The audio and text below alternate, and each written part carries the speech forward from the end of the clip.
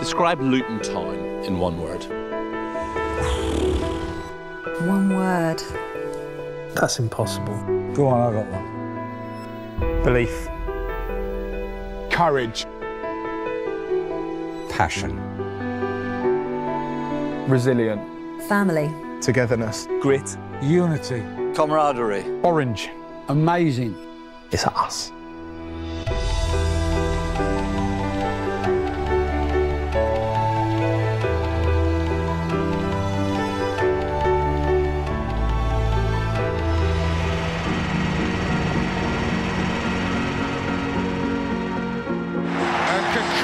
Sound and a riot of colour. The events that have befallen these two football clubs in the last decade and a half, really storybook stuff, almost beyond belief. Well, Lockyer's in real difficulty. Tom Lockyer is going to make an unwanted exit from the Wembley turf. John Clark! Will Luton lead, but it's thoroughly deserved. We've seen a what will unfold in extra time? And an absolute gift, and Taylor with a chance, which he takes. But there is a question here, because the ball has struck his hand on the way through. The goal has been disallowed. And we go to the Grand Theatre of a Wembley penalty shootout. Fankati Darboe takes the long walk when it's easy for the wrong thought to enter.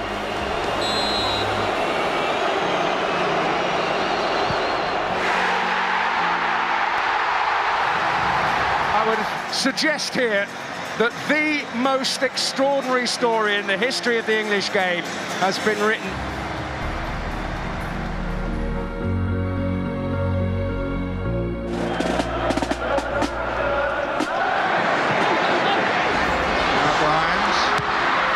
The outside there, Steen! And Luton are ahead in the very last minute. The name goes on the Littlewoods Cup. Luton Town FC. 35 years have passed between those two Wembley appearances. Has a single football club experienced quite as much in between? The glory years for Luton actually started before that League Cup triumph. A promotion in 1982 brought a decade of top-flight football. Wonderful success, winning promotion by a mile with a wonderful team. Relative success the following season by escaping relegation on the last day. That was some kind of a massive emotion which I can't replicate. Ran onto the field like a whirling dervish, and people since seem to remember that about my career, which is crazy really, because I want them to remember the years at Luton when we just got better and better and better and better, and we really ran the club, and there was a legacy. Came into the club, some great players.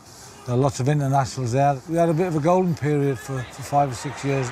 Fans love to associate their players playing for England, particularly if they're one of their own, and they were one of our own. Hill was one of our own, Steen was one of our own, Walsh I'd signed from Charlton, Mick Harford I signed from, he was at Birmingham Reserves when I signed him later on. So there's always a pride. We weren't a smaller club, as they call it, back then in the days, but it was a case where we could, like, mix it with the big boys. We tried to play football, which in my mind, I mean, is the correct way, with the ball on the ground. Luton way, as we called it back then, was a case where it was a quick, interchanging, passing game, high pressure, to get the ball back as quickly as possible. We had a wonderful side, and we had some loyal players who stayed with us for a long time. When you have a team with the likes of Ricky Hill, Brian Steen, Mal Donachie, Mick Harford in it, Steve Foster, you had the makings of a side that finished in the top 10 3 years running. As always with Luton, controversy was never far away. The infamous FA Cup tie with Millwall in 1985 saw riots amongst the worst in football's hooligan era. And Kenilworth Road's plastic pitch divided opinion. My view is certainly that it has a tremendous use at the lower levels of football. It is unacceptable at the highest levels. We don't like the word plastic. It's an artificial pitch. No one liked playing on it. It was great for us. The highs and lows continued. Luton reached a second successive League Cup final in 1989, but lost to Nottingham Forest. They survived relegation that same season on the final day. 16th and 18th place finishes followed, but they ran out of luck, relegated the year before the Premier League started.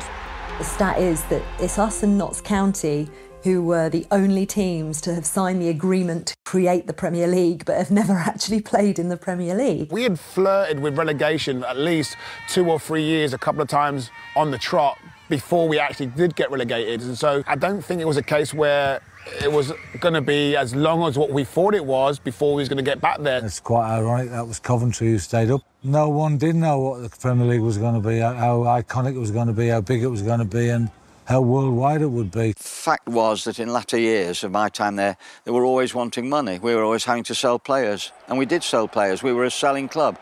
But of course, most smaller clubs or most medium-sized clubs, of course, in the end, if you do very well and you're successful, that means you have 1 or 2 good players. Unfortunately, you are the victim of the biggest boys. On-pitch turbulence continued. Luton lost to Chelsea in the 1994 FA Cup semi-final, but just 2 years later, they were relegated from the new Division 1. Under Lenny Lawrence, Luton reached the playoff semi-final in 1997, but lost to Crewe. And in 1999, the first of their financial problems and administration. The joint receivers will be looking into the full financial position of the company. I'm sure a town like Luton can support a football club, and I believe people will come forward willing to invest in it. Then in 2001, relegation to English football's bottom tier for the first time since 1968. It was very depressing. The crowds had dropped, the football wasn't very entertaining. It was only the loyal supporters that turned up to the games. There was nothing to excite us. Promotion back up to Division 2 came immediately, but in 2003 there was a second administration in 4 years and new owners with divisive ideas. I described him as Voldemort. I won't say his name. John Gurney used to post very late at night about the things that he was going to do to the club, the F1 track at junction 10 of the M1. Talks of mergers, you know, with Milton Keynes, pre-Wimbledon. Calling us London Luton. People just couldn't believe it, really, at the time. They sacked, like, the most successful managerial duo that we'd had in years in Joe Kinnear and Mick Harford. Joe's the manager, I was Joe's assistant. When John Gurney came in, we just got promoted. We got sacked within 24 hours when he came in. We got from League 2 back into League 1, and we got sacked by letter, which was really strange.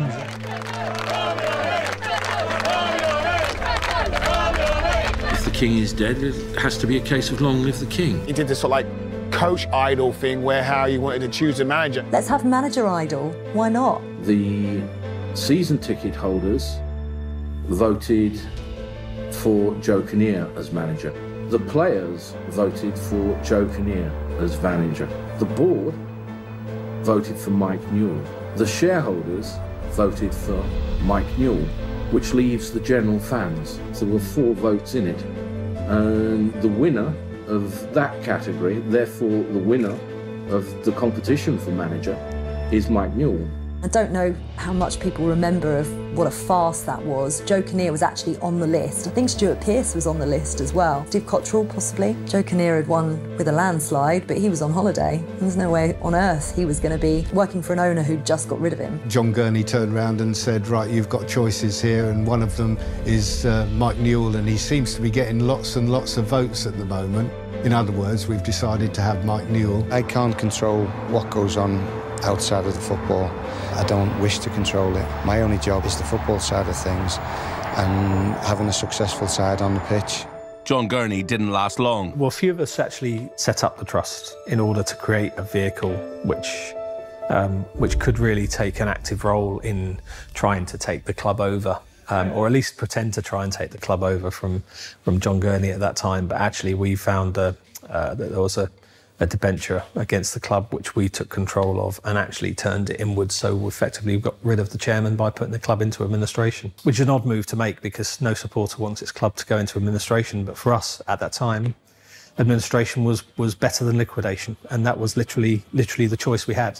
In the summer of 2004 came hope, new owners and a vibrant young team. Luton weren't a club that could go splash the cash and spend thousands or even millions of pounds on players, so They had to rely on their youth massively. And I think if you look back on their history, the amount of players that have come through the youth team and played first team and then moved on, it's been unbelievable. As supporters, we were quite desperate to just get some genuine belief back into the football club, into some faith that it could compete. It could be pointing in the right direction for once. It was a dream come true at the time, you know, because we really felt that we were on the right track. Things were looking up for Luton fans, but more trouble was around the corner.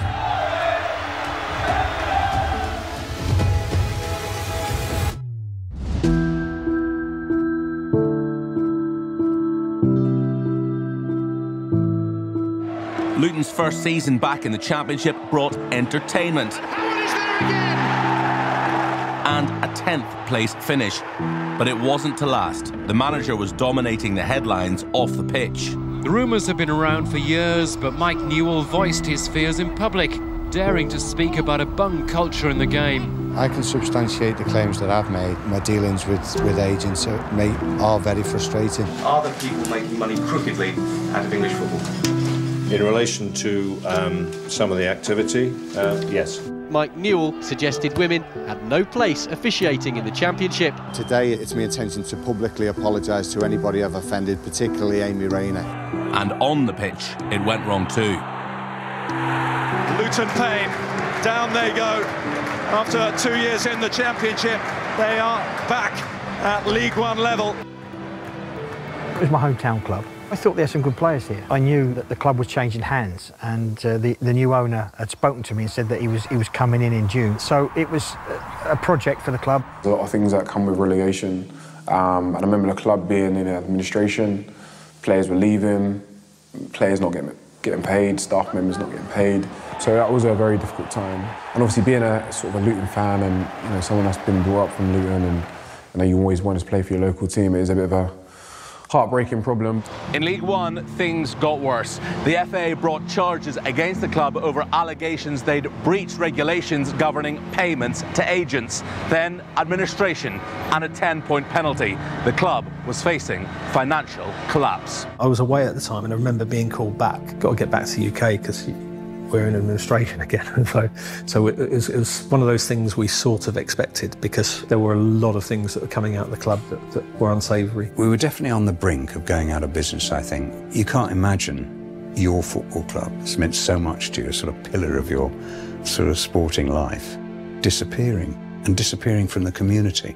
I could never support anyone else. We have to sell players, as simple as that. So, you know, players will have to go. It wasn't just about the points deductions, which obviously came into play, but the players never got paid a penny. And I ended up having to pay 3 or 4 of the players' mortgages for a while. Let me tell you, the lads never got paid from the end of October towards the end of January. In that time, we beat Brentford and Nottingham Forest, whatever, in the FA Cup run, played Liverpool.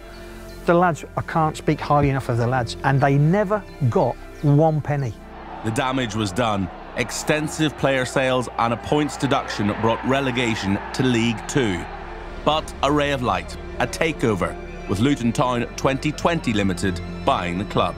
Tonight we can say, you know, the future of the club is secure, and it's a wonderful, wonderful feeling, I can assure you. Luton 2020 Limited. How did that all come about? When did they first approach you? One of the guys who was getting together rang me. He said a group of businessmen, all Luton supporters, were all getting together to try and turn things around and save the club. And would I be the chairman? I said, what? I don't have any money. I'm not in that sort of league. No, he said, it's not. We want you to be the face of Luton Town Football Club, the chairman of the consortium.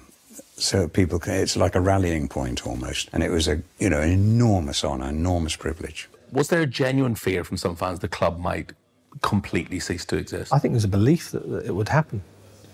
More than that, there wasn't a fear. I think there's a belief that it would happen. I honestly felt that unless we actually took control, I don't think we would have had a club. I mean, and that's not... sounds conceited statement. I didn't mean it like that. But the alternatives just weren't realistic. They were all genuine Luton Town supporters, and that was a difference. Basically, they had a vision of getting Luton into the Championship by 2020. They achieved it a year early. In January, Mick Harford returned to the club, this time as manager. I was brought in by the administrators, but I knew who was coming into the football club in terms of the 2020 consortium and the investors who were putting money into the football club, and I knew this club was going into the right hands. I had numerous meetings with them and the plans they had to take the club forward. The way I look at it, they're Luton Town fans through and through, but super intelligent, very bright, very sharp, switched-on people who knew what was needed at this football club, and they come in and they turned the club around. But before the League Two season started, more bad news. A 15-point deduction for failure to agree to a CVA. And it got worse. The Football League deducted a further 5 points for entering administration for a third time in 9 years. And the FA got involved too, adding another 10-point deduction for past financial irregularities made public 2 years previously. Luton's points total on the opening day of the season, minus 30. When we're talking about the unjust penalties that are passed down for, you know, companies like ourselves where we're trying to do things properly, then I think there's something wrong. The message to the fans, we'll be working hard and tirelessly. It won't stop our commitment to the club. I was so angry, and I thought it was just so unfair and unjust. We still have a banner at Kenilworth Road, betrayed by the FA 2008. You know, there's a lot of bad feeling about that. I'm pretty sure a lot of fans haven't fully forgiven the FA. Shell-shocked we were, I think. We felt we had a really genuine case for the football authorities to look upon us, not just kindly, but fairly. Here we were, a fan-owned organisation that put our money in. It all fell on deaf ears. A football club, it was felt that a football club needed to be punished badly to stop the rot of these administrations. I kind of got that, but don't pick on us. It should never have been one club. Whatever happens, it should always be a fair treatment. I still believe it was unfair. It would have been easier to just relegate us and got on with it, and then we could have planned and got ourselves back into the Football League a bit quicker. Really tough times, really tough times. It was very hard to recruit in terms of bringing players into the football club. There still is, to this day, a lot of anger and resentment towards the FA. There's anger within me, yeah. There's anger within me. Every player that walks through the door gets told the story. Yeah, people have to believe that actually we are still on that mission and make sure that we show the authorities that, by the way, we get on with them really well right now. There are some really good people at the Football League and the FA. They know we have songs about them. They know the history, yeah, but they also know actually what we are also trying to do is to build a football club that can be really honoured for what we've come through. I think the FA and the Football League just wanted to make an example of somebody, and I honestly don't think they thought we would ever come back. The fans were always there, the passionate fan base, and that never left at any point throughout any league. So we always knew we'd get through it, but we had to ride the storm, and there was points in League Two, even though with the minus 30, we had the chance to stay up.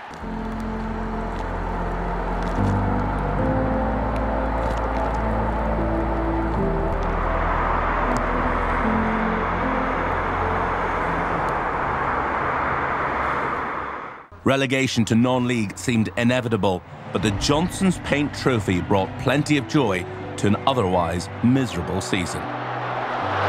Looking for Napka. Oh, Napka's got the touch! And Luton have a third! Mick Harford has guided Luton to a Wembley win. Wonderful scenes. A club that is so close, weeks away from the lowest of the low in their history, experience one of the real highs. A show of strength from supporters and from players, and a giant bit of silverware.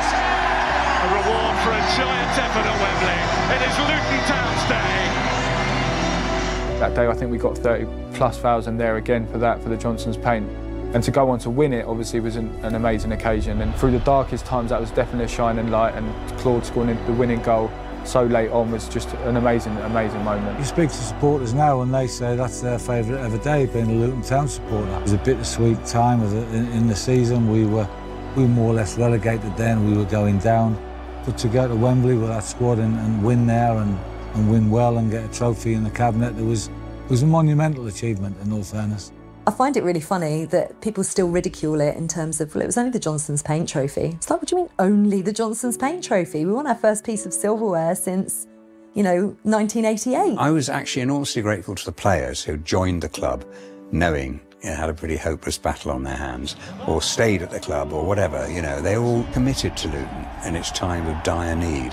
And so it was great to see them coming past, looking so delighted, because however bad things were in the league, they'd actually won a trophy at Wembley. Claude Nakper's goal is still one of my all-time favourite Luton goals, and it happened in slow motion. I was watching him thinking, no, he's got too much to do. Still got too much to do. Oh, God, he's done it. It was really bittersweet, I think, is the best way to say it. And my mum talks about me going down after we won it, celebrating, and then just standing there sobbing, because I genuinely just thought, I don't know how my club's going to survive this. Luton's points total that year would have been enough for mid-table, but relegation was confirmed on Easter Monday. Every supporter I've seen since the game, they're all looking up at me, thumbs up, chin up, all that sort of thing, and all said they'll be here next season. I'm great up. The FA haven't hit the people responsible. They've hit people like me. I seem to remember Mick said to his players in the dressing room after that game that confirmed our relegation, he said, look at the time on the clock, it's 10 to 5 or whatever. This is the moment that we start the rebirth of Luton Town Football Club. After 89 years in the Football League, Luton were heading for non-league.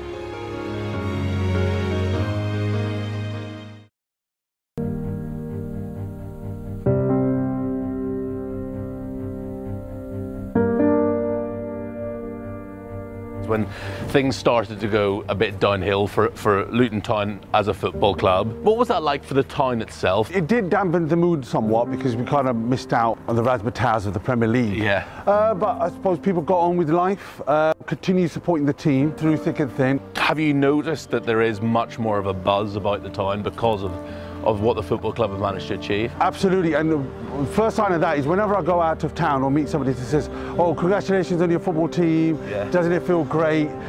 So the recognition is already there, whereas before we'd say, oh, Luton, you know, it's a bit of a bleak place, but now it's shining, there's so much optimism about the future. So tell us about the day that the parade came through this part of the town. It was beyond expectations of how amazing it was. Over 20,000 people, the eyes of the world. For once we had helicopters that weren't the police. We had, you know, we even made it on Have I Got News For You. So it was amazing. We've crossed cultural barriers in terms of even people that don't like football are fascinated by the Luton journey. And how excited are you to welcome the world to Luton this year? Manchester United fans, Liverpool fans, Arsenal fans, they're going to be coming to Luton Town. They are, and we're going to welcome them with open arms. It's going to open up a whole world of opportunities in terms of investment, new tourism, jobs. There's a brighter future for the next generation of the youth of this town.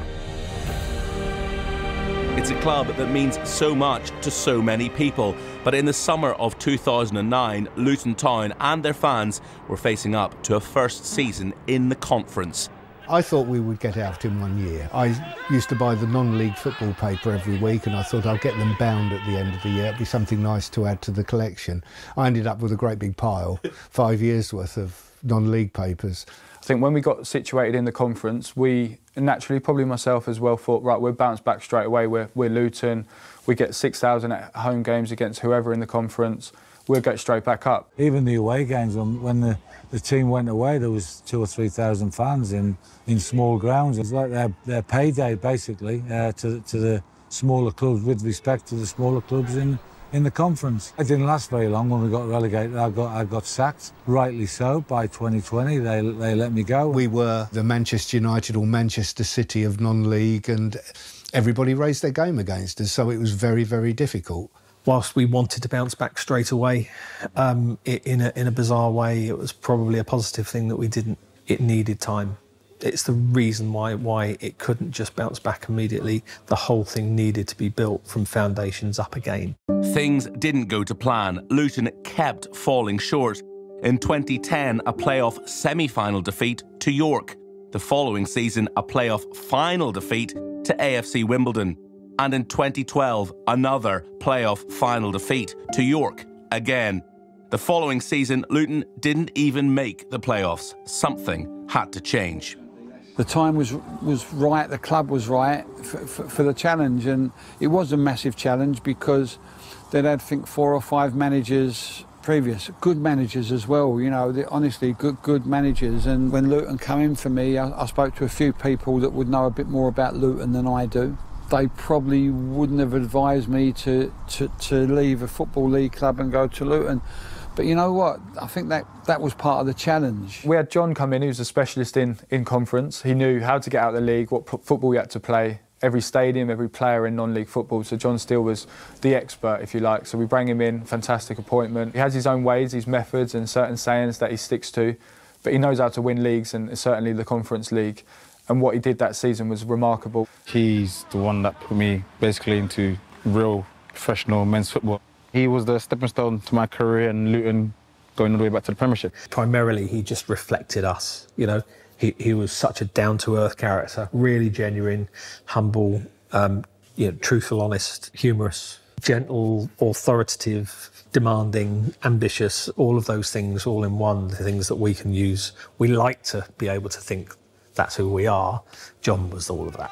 With Still in charge, success was immediate. I think we scored 100 goals, didn't we? Got 100 points, most clean sheets. You know, in the end, the place was rocking. We weren't great every week. Like all teams that win leagues, we was capable of magic moments. We had 3 playoffs and so on, which were bitterly disappointing, but we finally made it. It makes you appreciate the good times even more. There's a fantastic moment that you may have seen where a fan was abusing the players, abusing the management, you know, frustrated with what was going on.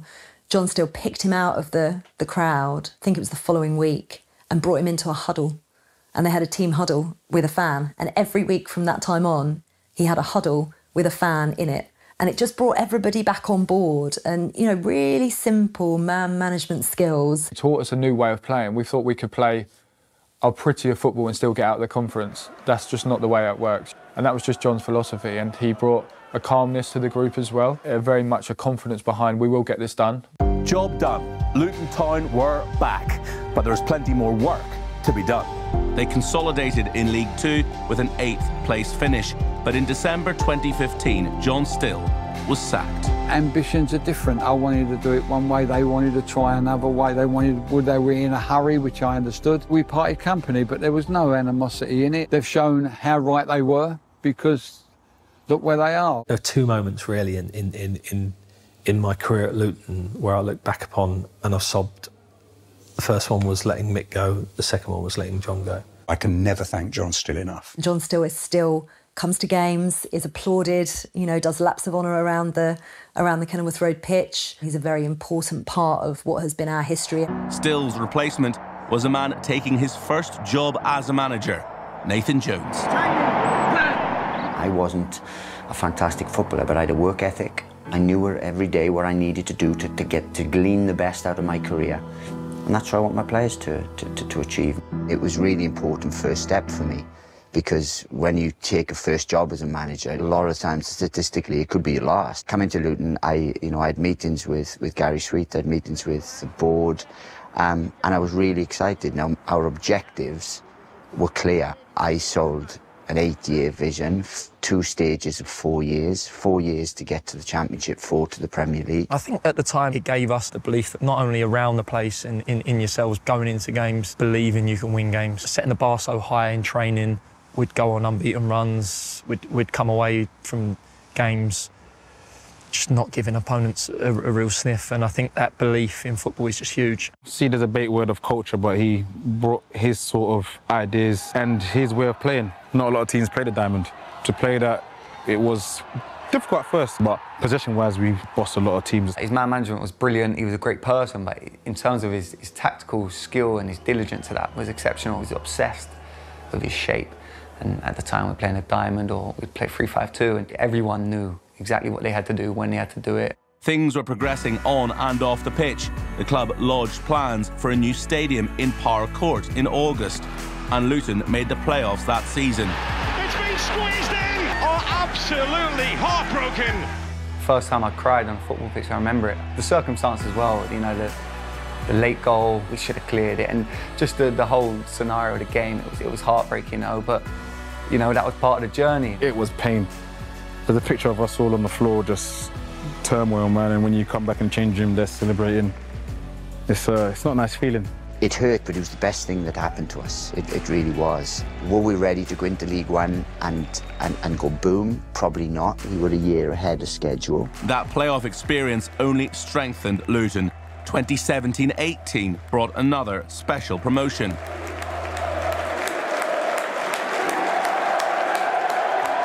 The club, they recruited for the future. They didn't recruit for instant success. They recruited good players, players that were probably better than that level, players that were hungry, players that were young. You know, it came to fruition. We started the season, won the first game 8-2, which, you know, really lit the touch paper, if you like, and then we never looked back. And I always been quoted, and sometimes a little misquoted on certain things. I said we were the best team in the league that year, which we were. We finished second to Accrington, who just had a wonderful run. John Coleman done a wonderful job, did a fantastic, and they must have been some side to pip us to the title.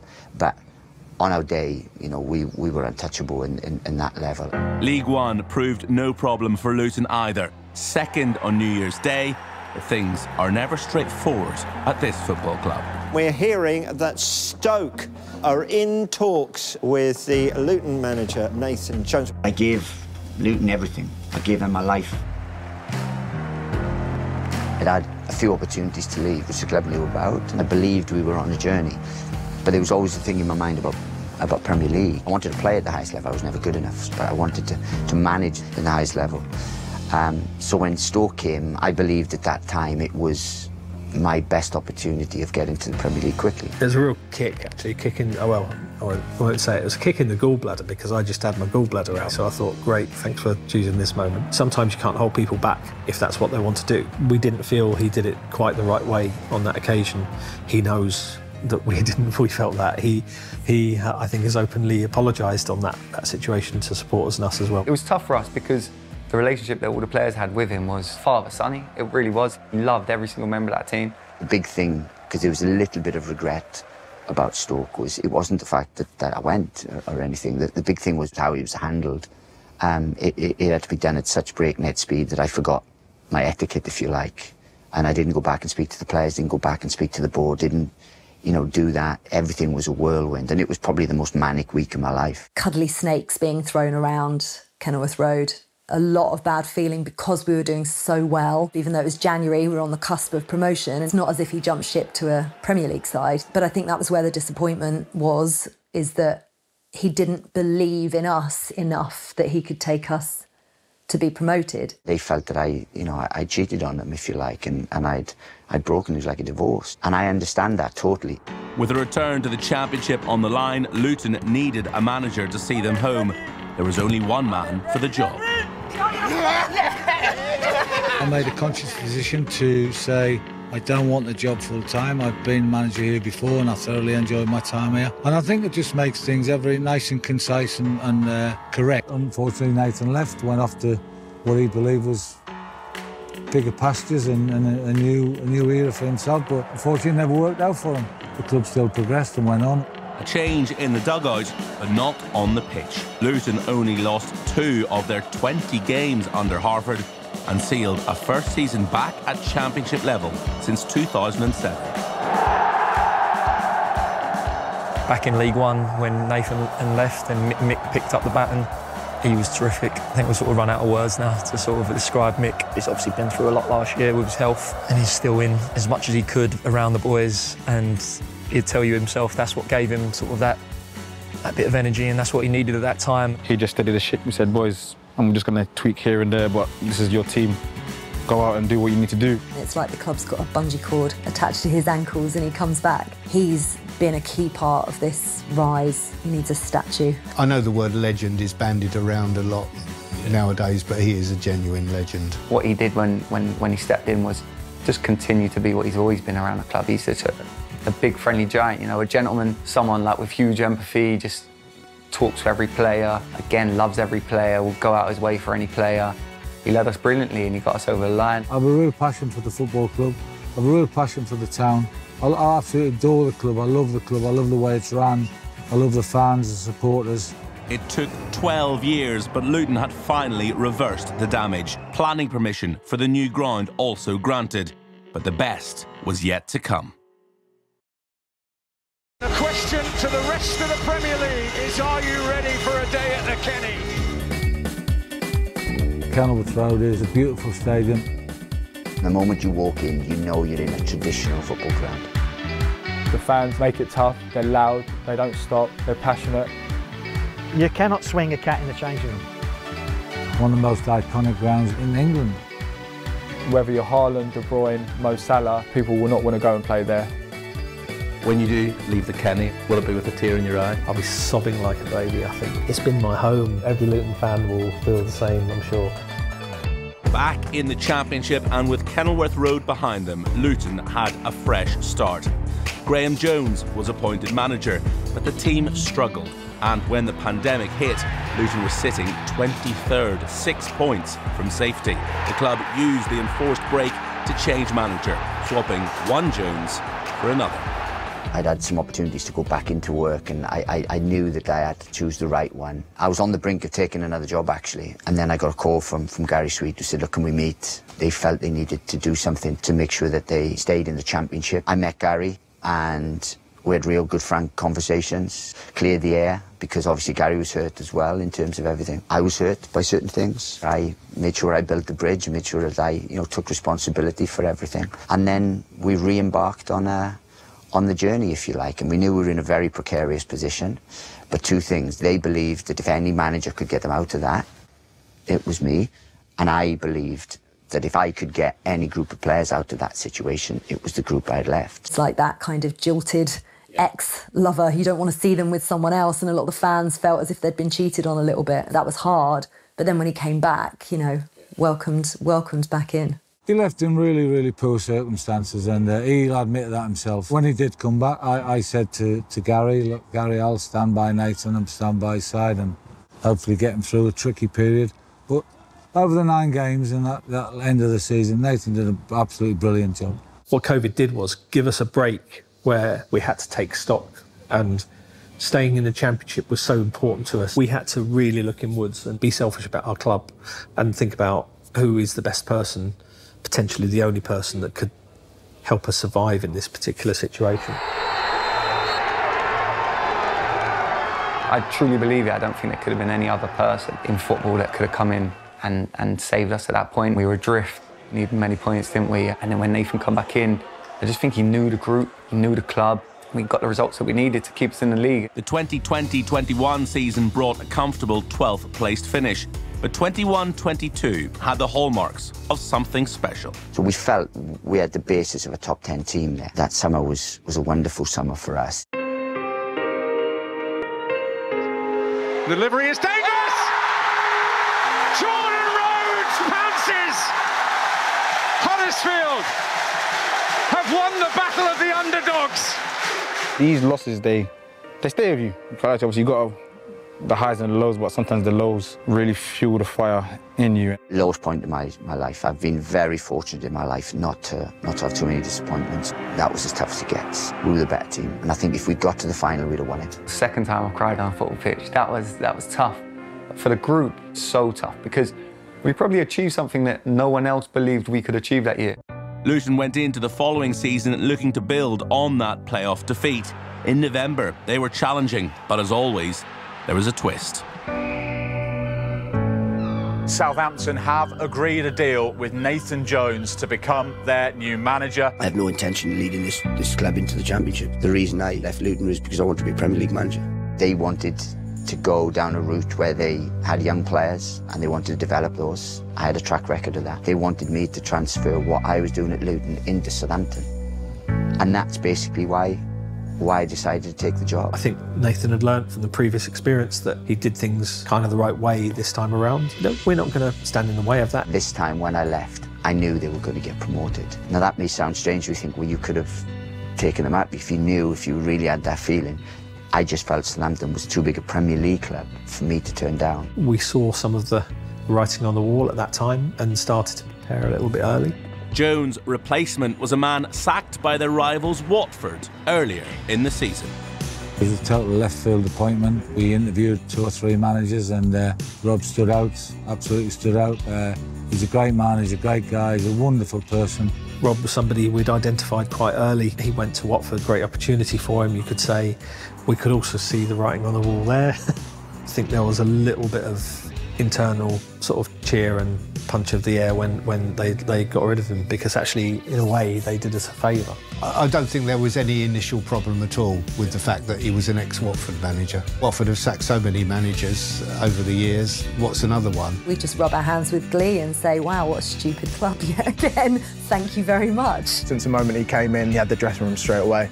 You know, I've always been a believer that, you know, a team's a reflection of the manager, and I think we showed that last season. When you arrived here, how conscious were you of their recent history, what they've been through? I was conscious of it, but once you get in the building, then you really realise our owners are obviously the supporters of the club, and they've lived it, and they've helped drag the club back up. So then the more you're around them, you hear other stories and you realise how dark times were. Some real loyalty that people have shown to this club. And so that's why it's great that we're riding the crest of this wave right now. And under Edwards, Luton got on a roll. Clark. Woodrow. Corley Woodrow! Morris, Doughty, drills it. Oh, what a goal! Looks to Campbell, that is over the line. Luton Town are on a charge. Wembley and possibly the Premier League. Tantalisingly close. Lockyer and forced in! And Osho wheels away in triumph. Here's Doughty. Oh, that's useful. And in! Kenilworth Road erupts! Tom Lockyer! Luton Town are Wembley bound! I knew what it meant. You know, Coventry would have known what it meant for them, all the teams that were in the playoffs, but especially our two clubs because of what we've been through. I tried to not let that weigh too heavily on my shoulders and think about it too much, because there was a pressure there. The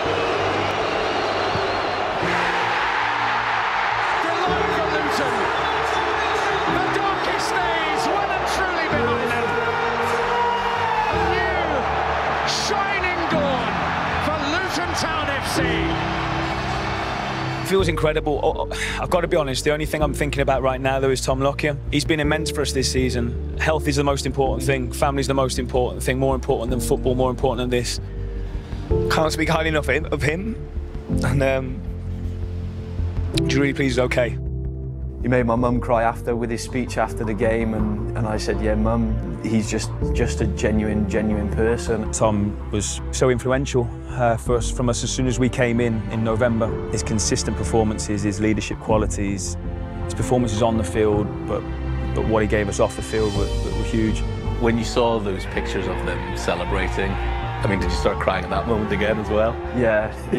I think, honestly, them 2 days after, I think I've cried more than I have in my whole entire life. For me, it hasn't sunk in yet what the lads have achieved. We had the dream to set out and get promoted, and yeah, it still doesn't feel real for me yet. So much joy they can give to this brand new bright tomorrow.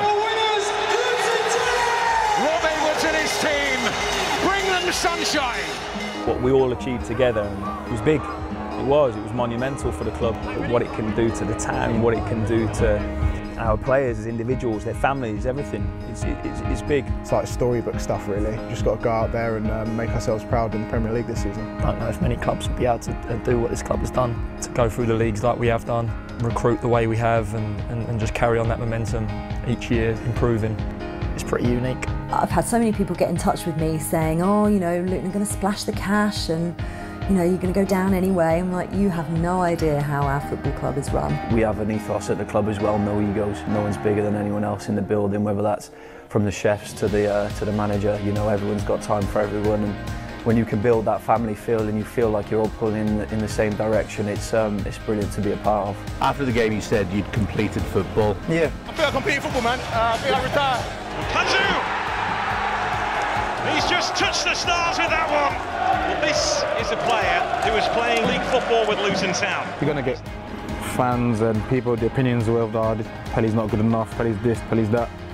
And I think I've just proved every single season that I haven't been a bit part player, I've been a starter. I'm the first, so I can take that with pride and joy and say I did basically complete football, and it's been a hell of a journey, and may it continue. What does promotion to the Premier League mean for this club? My first thought of that is actually it's a threat. It's a threat to our culture because it's such massive change, such a huge big step up from the Championship to the Premier League. What we have to do first and foremost is make sure that those foundations that we've built don't get crumbled by over-expectation. We as a group cannot change. If we change, we die. We go back down. I think as long as we can protect that, what that promotion does for us is actually sets the club up for life.